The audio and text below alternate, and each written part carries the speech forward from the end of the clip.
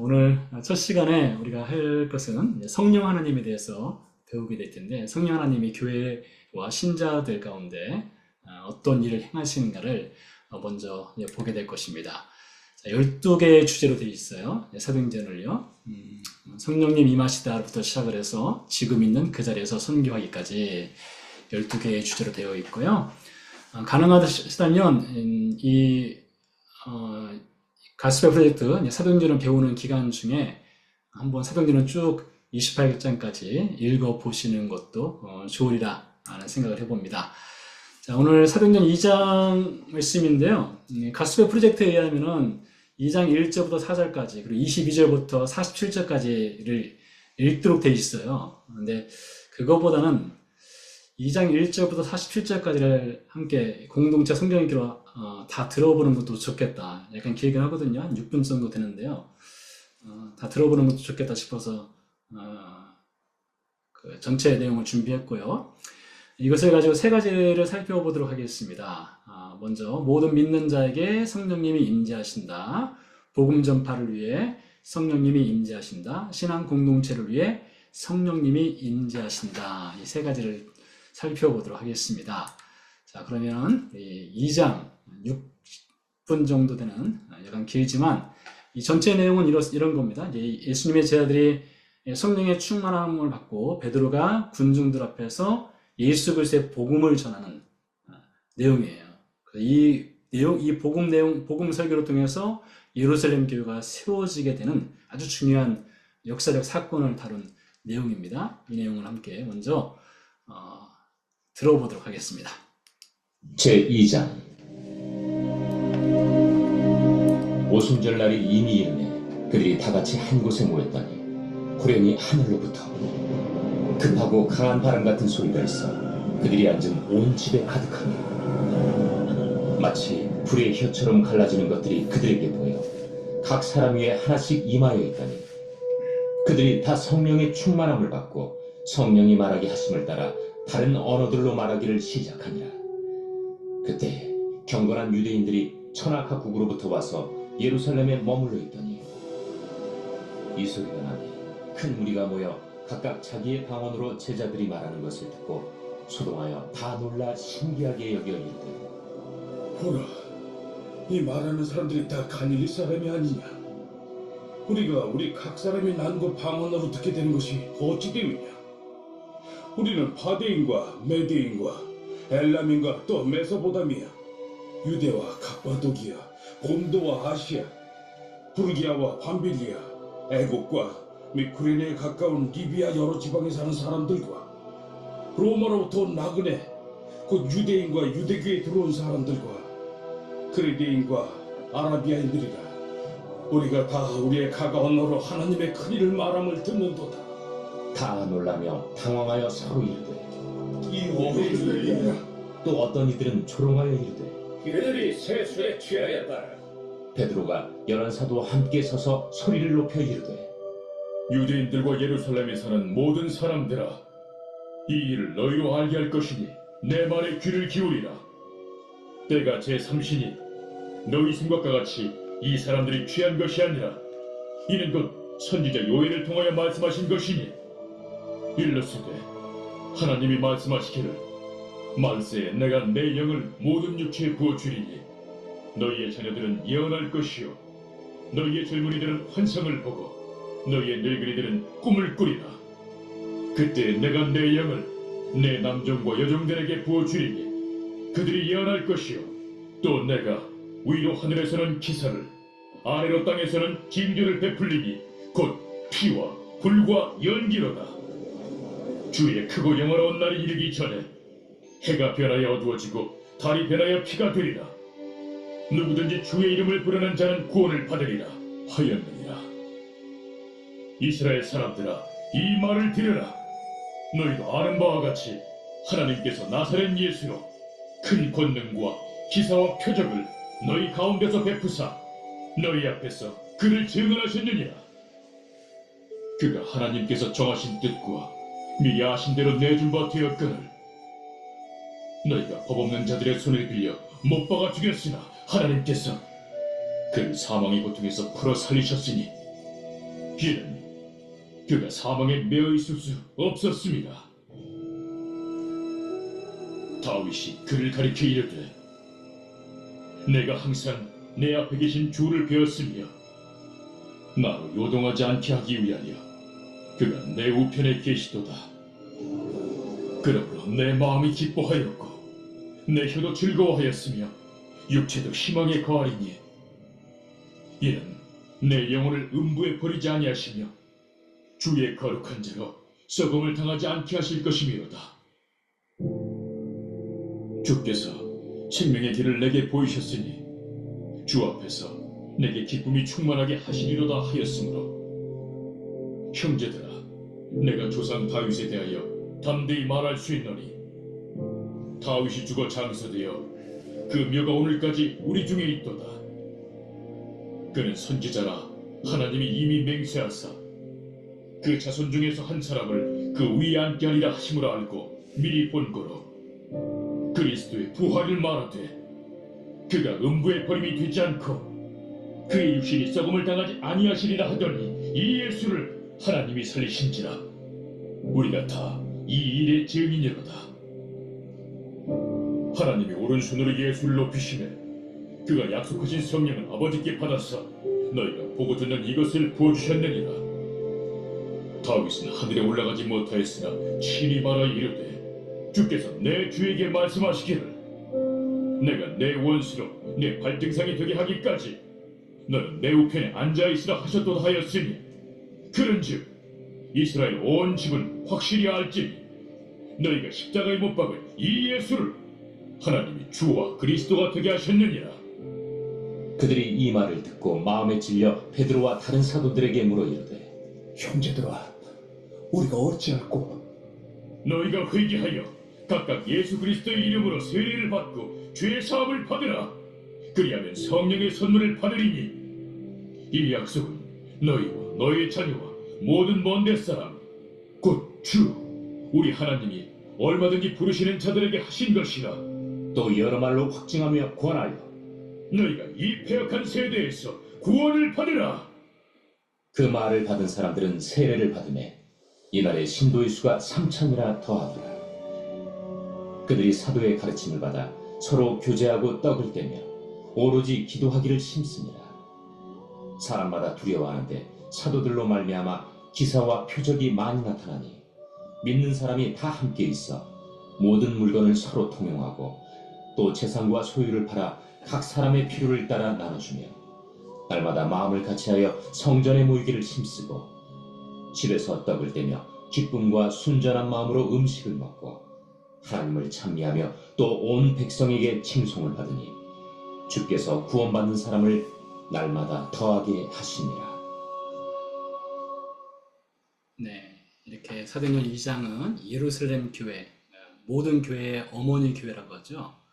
어머니 교회가 탄생하게 된 역사적 사실을 증언하는데요. 이 예루살렘 교회 탄생과 관련된 것을 지도를 통해서 먼저 살펴보도록 하겠습니다. 우리가 여러 번 반복해서 보고 있는데요. 나중에 우리가 성지순례를 갈 기회가 있게 되면 반복해서 이 예루살렘 관련된 사건 현장을 보기 때문에 실제 역사 현장에 가서 보시게 되면 훨씬 이해도가 빠를 수 있으리라는 기대를 해보겠습니다. 항상 우리는 예루살렘 지도를 볼 때는, 사진을 볼 때는 성전을 중심으로 보거든요. 이 성전은 오늘날 이슬람 알-아크사 사원이라고 하는, 여기가 바로 알-아크사 사원이라는 곳이 있어요. 이 위에는 황금돔이라고 해서 또 여기도 이슬람 성지가 되겠는데요. 이곳이 옛날 홀리 템플, 성전이 있었던 현장이 되겠고요. 여기에서 직선거리로 대략 한 700m 정도 떨어진 곳에 골고다라고 하는 곳이 있습니다. 여기가 바로 예수님이 십자가 사건이 있었던 현장이고 예수님이 무덤에 장사된 현장이기도 하죠. 자, 그리고 사도행전 2장에 있는 예루살렘 교회가 시작된 현장은 이 북쪽에서 남서쪽 방향으로 쭉 아래로 내려오게 되면 시온산이라고 하는 곳이 있습니다. 이쪽 지역을 시온산이라고 부르는데요. 오늘날 이렇게 불러요. 시온산이라고. 그러나 성경시대 당시에는 이 전체가 시온산이라고 할 수가 있겠죠. 자, 아무튼 오늘날 시온산이라고 부르는 이곳에 마가의 다락방이라고 있습니다. 여기에서 120명의 예수님의 제자들이 10일 동안 기도했고 10일째 되는 날 오순절에 성령의 임재가 있었죠. 그리고 제자들이 이곳에서 성령 충만을 받고 베드로가 여기에서 복음 설교를 하게 됩니다. 그래서 그날 복음 설교를 들은 사람들이 예수님을 믿게 되었고 여기에서 교회가 탄생하게 됩니다. 예루살렘 교회가 탄생하게 돼요. 그 현장이 예루살렘에 지금도 남아 있는데요. 이 시온산에 있는 마가의 다락방 혹은 예루살렘 교회 탄생지를 좀 더 가까이 근접해서 보게 되면 자, 여기 보시는 이 큰 건물, 정말 큰 건물이거든요. 교회입니다, 교회.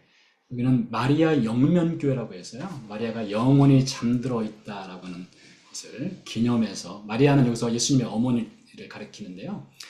마리아 영면교회라는 곳이 있고요. 그 바로 근처에 여기 돔이 하나 보일 거예요. 이 첨탑하고요.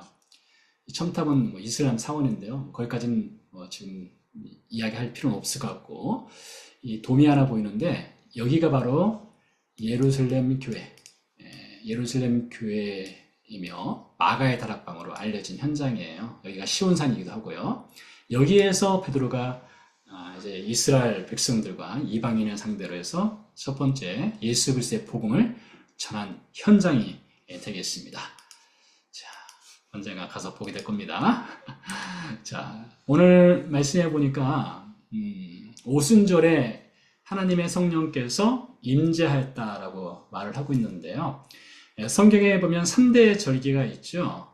첫 번째 절기는 무교절입니다. 혹은 유월절이라고 부르기도 하는데요. 유월절은 무교절의 첫날이에요. First day. 유교절은 무교절의 첫날이고요. 무교절은 유월절을 포함해서 7일 동안 지키는 절기죠. 우리가 잘 아는 출애굽기 12장에서 14장으로 연결되는 패스오버 양, 어린 양을 잡아서 문설주에 바르고 그 집에 있는 아이들, 장자가 죽음으로부터 구원받는 그 절기죠. 이 절기는 예수님의 십자가와 관련이 있죠. 예수님도 6월절에 어린 양으로 세상에 오셨고 십자가에서 죽은 때가 6월절로 들어가는 금요일에 예수님이 십자가에서 죽게 되죠. 그래서 6월절 혹은 무교절은 예수님의 십자가 사건과 관련이 있고요.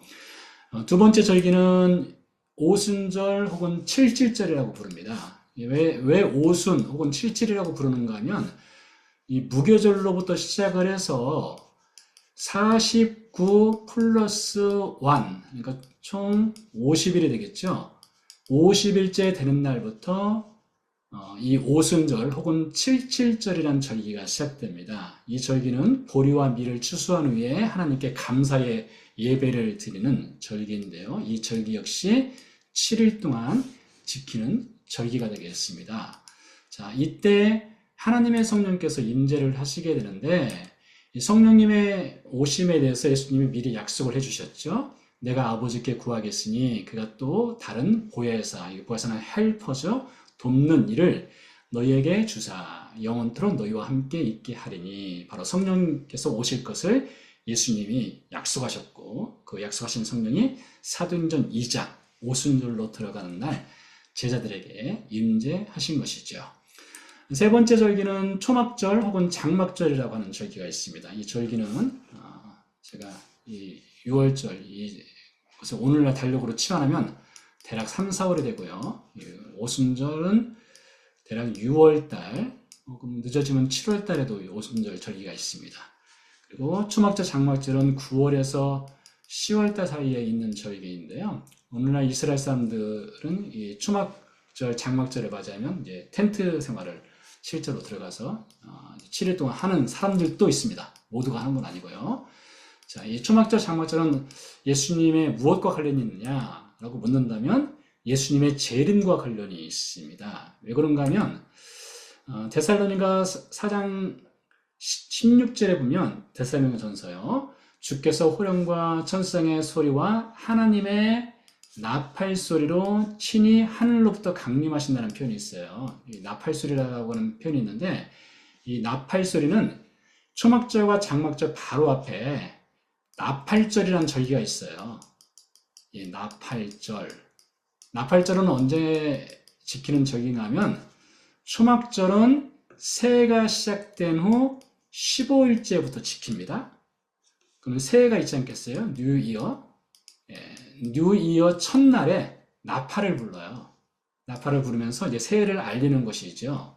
그래서 이 데살로니가전서 4장 16절에 하나님의 나팔 소리를 학자들은 나팔절 절기로 연결시켜요. 그래서 예수님의 재림이 언제 있느냐?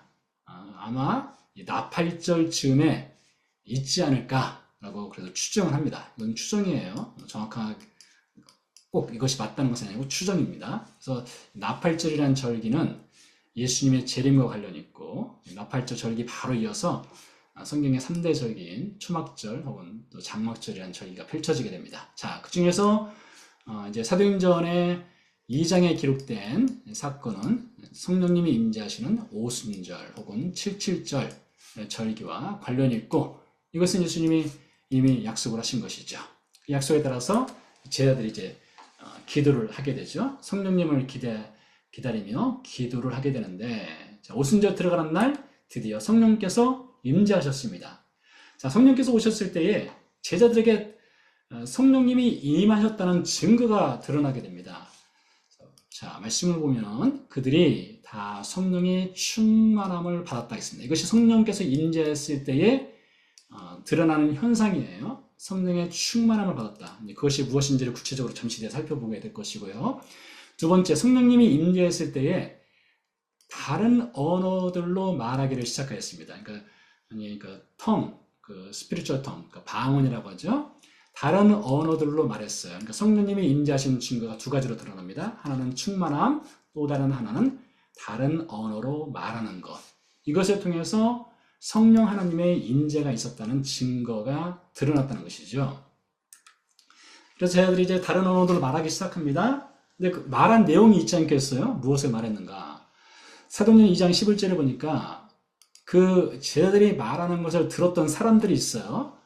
우리가 다 우리의 각 언어로, 여기서 말하는 우리는 16개국에서 온 사람들입니다. 사도행전 2장 내용을 쭉 보면 이제 바데인, 메데인 이러면서 쭉 보면서 각 지역 사람들의 명단이 등장하는데 16개국이에요. 우리가 다 우리의 각 언어로 자기들의 말로 무엇을 말함을 들었어요. 자, 무엇을 들었을까요? 제자들은 또 무엇을 말했을까요? 자, 하나님의 큰 일을 말함을 듣는도다 했어요. 그러니까 성령의 충만함을 받으면 어떤 현상이 나타나는가 하면 하나님의 큰 일을 말하게 돼요. 그리고 다른 언어, 방언으로 말하는 일이 항상 있는 건 아니지만 있게 된다는 거예요. 자, 그럼 하나님의 큰 일이 무엇일까요? 하나님의 큰 일이란 이제 잠시 뒤에 좀 더 자세히 살펴보겠지만 간단하게 말씀드리면 하나님의 큰 일은 십자가에서 죽은 예수님이 부활하셨다 이것을 전하는 거예요. 이게 하나님의 큰 일입니다. 그리고 사도행전 2장 내용을 쭉 보면 전체적으로 베드로가 전한 복음의 핵심 내용이 뭐냐? 십자가에서 죽은 예수님이 부활하셨다. 이게 복음의 내용이에요. 자, 그러니 성령 충만함을 받게 된다. 성령님이 임재하셨다. 라고 한다면 드러나는 가장 분명한 증거는 하나님의 큰 일을 말하는 일이 신자들에게 일어나게 돼요.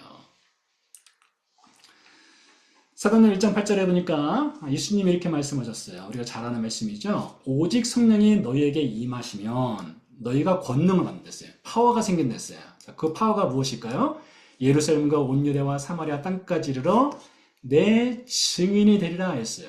우리는 성령의 충만함을 받으면 어떤 예언을 하거나 방언을 하거나 병 고치거나 귀신을 내어쫓거나 어떤 기적을 행하거나 그런 것을 생각하기가 혹시 있어요.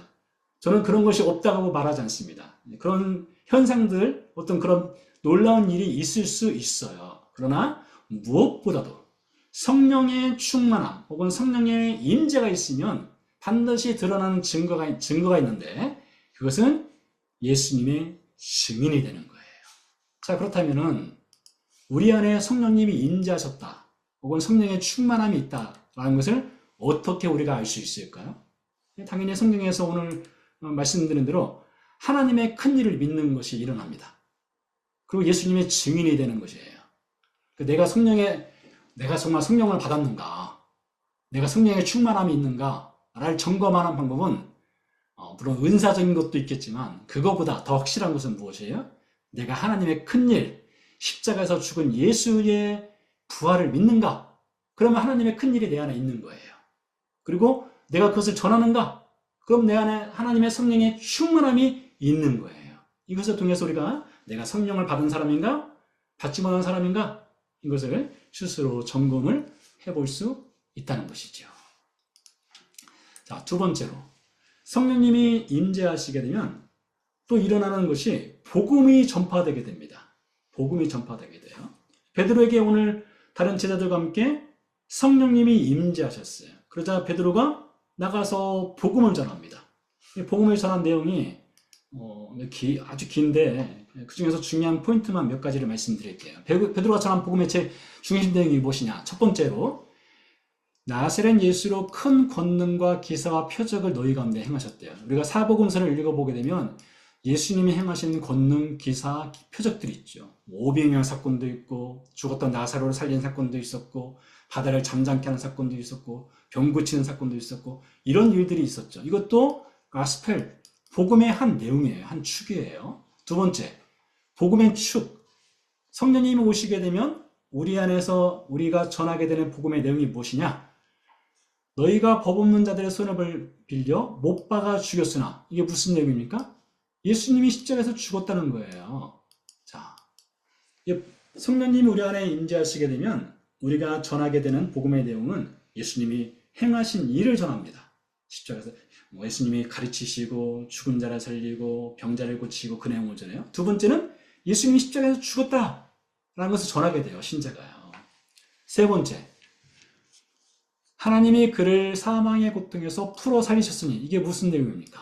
예수님이 부활, 레졸루션 하셨다는 거예요. 자, 성령님이 우리 안에 계시잖아요. 그러면 우리로 하여금 자연스럽게 예수님은 죽음 가운데서 살아나셨어, 이것을 전하게 된다는 거예요. 물론 세상 사람들은 그것을 믿을 수가 없죠. 그냥 믿어지는 것이 아니기 때문에요. 넌센스라고 생각할 수 있겠죠. 그렇지만 예수님의 성령이 우리 안에 임하시면 우리는 이것을 믿고 전하게 된다는 거예요. 그뿐만 아닙니다. 사도행전 2장 36절은 베드로가 전한 복음의 메시지 중에 가장 중요한 내용을 담고 있어요. 그런즉 이스라엘 온 집은 확실히 알지니 너희가 십자가에 못 박은 이 예수를 하나님이 주와 그리스도가 되게 하셨느니라, 이 내용입니다. 자, 우리가 성령이 우리 안에 임하시잖아요. 임하시게 되면 우리 안에 고백이 있어요. 첫 번째 고백은 예수님이 내 삶의 주인 되십니다 라는 고백이 있고, 두 번째 고백은 예수님이 그리스도입니다 라는 고백이 있어요. 여러분, 그리스도라는 고백은 사전적으로는 기름 부음을 받았다가 그리스도의 뜻이거든요. 근데 그 속뜻은 구원자죠. 그러니까 성령님이 임하시게 되면 우리가 전하게 되는 복음의 내용 중에 예수님이 삶의 주인이십니다, 예수님이 유일한 구원자이십니다, 이것을 전하게 된다는 거예요. 자, 베드로가 그 내용을 전했어요.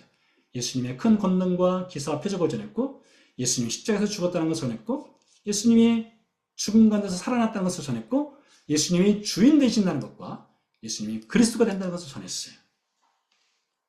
자, 그러니까 성령께서 일을 하셔, 이렇게요. 그러자 그 말을 들은 사람들의 반응이 등장합니다. 그들이 이 말을 듣고 마음에 찔려라고 됐어요. 이 찔렸다는 표현을 헬라어 원문에 보면 날카로운 칼로 가슴을 후벼 판 거예요. 얼마나 아프겠어요. 마음에 깊이 찔렸습니다. 그러면서 하는 말이, 형제들아 우리가 어찌할꼬, 이렇게 반응을 보였어요. 그런데요, 사도행전 7장에 보니까 비슷한 표현이 등장합니다. 그들이 이 말을 듣고 마음에 찔려. 이 부분은요, 예루살렘 교회의 신자인 스데반이 베드로처럼 나가서 똑같은 복음을 전했어요. 똑같은 복음을 전했을 때에 사람들이 보인 반응입니다. 마음이 찔렸어요. 그들은 어떻게 했습니까? 이를 갈았어요. 이를 부득득 갈았어요. 근데 여기서 찔렸다는 표현은요, 우리 한글 성경에서는 같은 말로 번역을 했는데 그 헬라 원문에서는 마음에 격분하였다는 표현이에요. 그러니 여러분 복음을 이렇게 성령께서 우리들로 하여금 이제 복음을 듣고 믿고 전하게 하시는데 사람들이 보이는 반응은 두 가지 반응이 있어요. 어떤 사람들은 우리가 어찌할꼬 하고 복음을 들으려 하는 사람이 있고 어떤 사람들은 마음에 격분하고 이를 갈면서 복음을 거부하는 사람들이 있을 수 있어요. 자, 그럼 이 복음을 거부한 사람들이 구원의 기회를 다 잃어버리느냐? 그건 아닙니다. 왜 그런가 하면 사도행전 7장 54절 이때 마음에 격분했던 사람들 중에 누가 있었는가 하면 바울이라는 사람이 있었어요. 여러분 바울 아시죠? 바울이 이때 스데반의 복음 설교를 듣고 마음에 격분했던 사람이에요. 그랬던 그가 사도행전 9장으로 넘어가면 어떻게 됩니까? 예수 그리스도를 영접하게 되잖아요. 마음에 격분하고 이런 사람들도 구원받을 수 있는 기회가 또 주어질 수 있는 거예요. 자, 아무튼 이렇게 마음에 깊이 찔림을 받고 우리가 어찌할꼬 했던 사람들 가운데 이제 예수님을 믿게 되는데 베드로가 어찌할꼬라고 말했던 사람들에게 이렇게 말합니다. 너희가 회개하여 각각 예수 그리스도의 이름으로 침례를 받고 죄 사함을 받으라. 그러면 성령의 선물을 받으리니 했습니다. 자, 이것이 모든 예수 그리스도를 믿는 사람들에게 예수님을 믿게 될 때 누구에게나 일어나는 당연한 하나의 과정이에요. 자, 이 순서는 달라질 수 있어요. 그러나 이 현상이 일어납니다. 첫 번째, 순서는 달라질 수 있어요. 순서는 바뀔 수 있는데 이런 일들이 일어나요. 우리가 예수님 믿게 될 때요. 첫 번째 우리 안에 어떤 일이 일어나는가 하면 내가 죄인입니다라는 회개가 일어나게 됩니다. 이 회개 없이는 예수님을 믿을 수 없지요. 두 번째 침례가 일어났어요. 이 침례라는 말은 우리가 실제로 침례탕에 들어가서 받는 침례를 말하는데요. 이 침례가 일어나기 전에는 예수님에 대한 고백이 있습니다. 그 고백이 무엇일까요? 예수님이 주, 예수님이 구원자, 그리스도가 된다는 거예요. 그러니까 우리 안에 회개가 일어나면서 동시에 예수님이 나의 삶의 주인이십니다. 나의 구원자이십니다. 라는 고백이 있게 된다는 거예요. 그 고백에 근거해서 우리는 침례를 받는 것이죠. 그리고 회개하는 사람에게 주어지는 선물이 죄사함의 선물이죠. 모든 믿는 신자에게는 이런 일들이 다 있어요. 그리고 성령의 선물을 받아요. 성령의 선물을 받는다는 것은 성령께서 우리 안에 들어와서 영원히 함께 하신다는 겁니다. 요한복음 14장에서 예수님이 말씀하셨죠? 또 다른 보혜사를 보내시리니 그가 너희와 영원히 함께하리라 했어요. 그러니까 성령께서 우리 안에 들어와서 영원히 함께하는 일이 일어나게 돼요. 자, 이게 그래서 그날 이렇게 베드로의 설교를 듣고 침례를 받은 사람들이 있었는데 그 말을 받은 사람들은 침례를 받음에 이날의 신도의 수가 3,000이나 더하더라. 3,000이라는 수는 엄청난 수죠. 물론 이 3,000이라는 숫자가 전체가 다 예루살렘 교회 신자가 된 건 아니지만 이 베드로의 복음 설교를 통해서 또 성령의 사건을 통해서 예루살렘 교회가 세워지게 됩니다. 자, 그럼 이제 성령께서 이제 교회를 세웠으니까 교회를 통해서 성령께서 하시는 일이 또 있지 않겠어요? 성령께서 교회를 통해서 어떤 일을 행하시는지를 보도록 하겠습니다. 먼저 교회는 예수님의 몸입니다. 우리가 늘 강조하고 잘 알고 있는 내용이지만 예수님의 몸인 교회예요. 자, 그 말을 받은 사람들, 즉 복음을 믿는 사람들이 있었죠. 침례를 받은 사람은 어떤 사람이라고요? 예수님이 주인 되십니다. 예수님이 구원자십니다. 라는 신앙 고백이 있는 사람들이에요. 이 신앙 고백이 있는 사람들을 가리켜서 신자라고 가리키는데 신앙 고백의 내용은 이 예수를 하나님이 주와 그리스도가 되게 하셨느니라. 이 고백을 하게 하는 일을 성령께서 하셔요. 그리고 그 고백을 하는 사람들을 가리켜서 신자, 빌리버라고 우리가 이야기를 하는 것입니다. 자, 그래서 성령께서 이렇게 신앙 공동체를 세우고 하시는 일이 있어요. 사도행전 2장 41절부터 47절까지가 성령께서 교회 안에서 행하시는 일이거든요. 자, 오늘도 이렇게 가로를 준비했는데요. 제가 그 워드뱅크와 함께 준비를 했으니까 여러분 하나하나씩 읽어가면서 맞춰보시기 바랍니다. 몇 개나 맞추나 한번 스스로 한번 숫자를 헤아려 보시기 바랍니다. 제가 읽어보겠습니다. 읽을 때마다 답은 하나씩 적어가도록 하죠. 그들이 사도의 무엇일까요? 네, 가르침을 받아 서로 교제하고 그리고요 떡을 떼며 오로지 기도하기를 힘쓰느니라. 몇 개나 맞추셨어요? 네 문제 있는데요. 자, 사람마다 두려워하는데 사도들로 말미암아 기사와 표적이 많이 나타난 이게 성령께서 행하시는 일이에요. 믿는 사람이 다 함께 있어 모든 물건을 어떻게 했을까요? 서로 통용하고 또 재산과 소유를 팔아 어떻게 해요? 네, 각 사람의 필요를 따라 나눠주며 날마다 마음을 같이하여 어디에 모였을까요? 네, 성전에 모이기를 힘쓰고 집에서 무엇을 했어요? 떡을 떼며 기쁨과 순전한 마음으로 음식을 먹고 하나님을 찬미하며 온 백성에게 칭송을 받으니 주께서 무엇 받는 사람을 날마다 더하게 하시니라. 자, 구원받는 사람을 날마다 더하게 하시니라. 문제가 몇 개였나요? 네, 5, 6, 7, 8, 9, 10문제였습니다. 자, 10문제 중에 여러분 몇 개를 맞추셨습니까? 10문제 중에서요. 자, 이게 성령께서 행하시는 일이에요. 성령께서 이 교회를 통해서 행하시는 일이에요. 교회를 통해서 가르침 받게 하고 교제하게 하고 서로 떡을 떼게 하고 서로의 필요를 돌아보게 하고 이런 일을 통해서 교회에 풍성한 은혜를 더하시는 일을 성령께서 행하셔요. 에베소 2장 20절에서 22절 말씀해 보니까 교회에 대해서 바울이 이렇게 말합니다. 너희는 사도들과 선지자들의 토 위에 세우심을 입은 자라. 그리스도 예수께서 친히 모퉁이들이 되셨느니라. 그의 안에서 건물마다 서로 연결하여 주 안에서 성전이 되어가고 너희도 성령 안에서 하나님이 거하실 처소가 되기 위하여 그리스도 안에서 함께 지어져 가느니라. 자, 성령께서 우리를 지어 가셔요. 하나님의 거룩한 성전으로 지어 가시는데 이런 일을 행하셔요. 가르치고 교제하고 떡을 떼고 서로 필요를 나누고 함께 모여서 성전에서 예배를 드리고 하나님께서 구원을 이루어 가시고 이런 일들을 성령께서 이루어 가시는 거예요. 그러니 여러분 우리 새소망교회도 이런 일들이 있어요. 왜 없겠습니까? 왜요? 성령께서 우리 새소망교회를 통해서 일을 행하시기 때문이죠.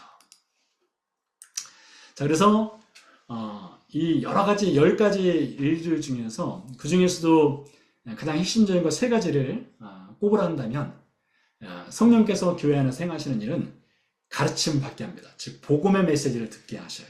두 번째, 신자들 사이에 교제를 하게 하셔요. 그리고 신자들이 기도하게 하셔요. 이 일을 통해서 빌더이신 우리 성령 하나님이 교회를 세워가셔요. 우리 신자를 세워가셔요. 신앙 공동체를 세워가는 일을 행하신다는 겁니다.